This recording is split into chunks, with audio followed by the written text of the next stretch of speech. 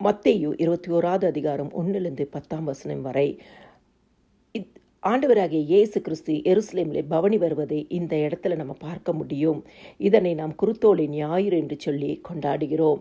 உன்னதத்தில் ஓசானா என்று சொல்லி அவர்கள் ஆர்ப்பரித்தார்கள். வசனம் 5 சொல்கிறது, தீர்க்கதரிசி நாள் உரைக்கப்பட்டது நிறைவேறும்படி இதெல்லாம் நடந்ததாம். ஓசானா என்று சொன்னால் அதற்கு அர்த்தம் ரட்சியும். சங்கீதம் 118:25 சொல்கிறது, கர்த்தாவே ரட்சியும், கர்த்தாவே காரியத்தை வாய்க்க பண்ணும்.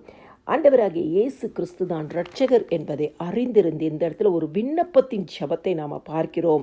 உன்னதத்திலே ஓசானா என்று சொல்லி அவர்கள் ஆர்ப்பரிக்கிறார்கள். எங்களை ரட்சிக்கக்கூடிய தேவன் இவரையே என்று சொல்லி ஆர்ப்பரிக்கிறார்கள். ஆனால் அதற்கு முன்பாக வசனம் 9 சொல்கிறது, முன்னடப்பாரும் பின்னடப்பாரும் திரளான ஜனங்கள் தாவீதின் குமாரனுக்கு ஓசானா, கர்த்தரின் நாமத்தினால் வருகிறவர் ஸ்தோத்திரிக்கப்பட்டவர் என்று சொல்லி துதிக்கிறதை நாம் பார்க்கிறோம். விண்ணப்பத்தின் ஜெபத்திற்கு முன்பாக இந்த இடத்துல துதியின் சத்தம் எழும்போதை நாம் பார்க்கிறோம்.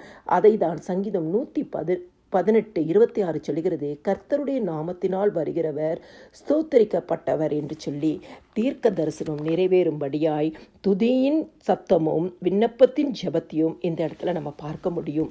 சங்கீதம் சகரியா 9:9 சொல்கிறது, சீயோன் குமாரத்தியே மிகவும் களிக்கூறு, எருசலேம் குமாரத்தியே கம்பீரி, இதோ உன் ராஜா உன்னிடத்தில் வருகிறார். அவர் நீதி உள்ளவரும் இரட்சிக்கிறவரும் தாழ்மை உள்ளவரும் கழுதையின் மேலும் கழுதை குட்டியாகிய மரியின் மேலும் ஏறி வருகிறவருமாயிருக்கிறார்.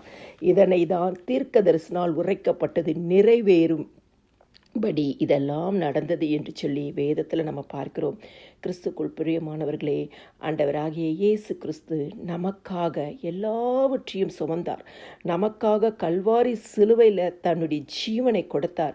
இந்த இயேசு கிறிஸ்துவை நாம் ஒவ்வொருவரும் சொந்த இரட்சகராக ஏற்றுக்கொள்ளும் பொழுது நித்திய ஜீவனின் ஆசீர்வாதத்திற்குள்ளாய் நாம் நிச்சயமாய் பிரவேசிப்போம் என்று சொல்லி ஒவ்வொருவரும் ஆண்டவராகிய இயேசு கிறிஸ்துவின் நாமத்தை நாம் மகிமைப்படுத்துவோமாக. எல்லா துதியும் கனமும் ஸ்தோத்திரமும் என் ஆண்டவராகிய இயேசு கிறிஸ்து ஒருவருக்கே செலுத்துகிறேன். ஆமேன்.